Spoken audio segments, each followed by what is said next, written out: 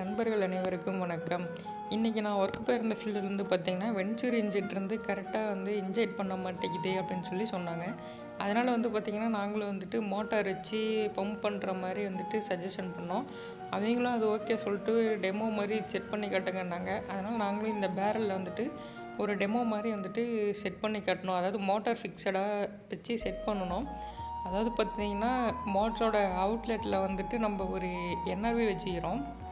என்ஆர்விக்கு அடுத்து பார்த்திங்கன்னா ஒரு கேட் வால்வ் வச்சுக்கிறோம். அதுக்கடுத்து பார்த்திங்கன்னா நம்ம அந்த மெயினில் கனெக்ட் பண்ண போகிறோம். அந்த கேட் வால்வ் எதுக்காகன்னு பார்த்திங்கன்னா, நம்ம ஒரு வேளை அட்ஜஸ்ட் பண்ணுற மாதிரி இருக்குது அப்படின்னா வாட்டரோட ஃப்ளோவை அட்ஜஸ்ட் பண்ணிக்கலாம் அந்த ஃபெர்டிலைசரை.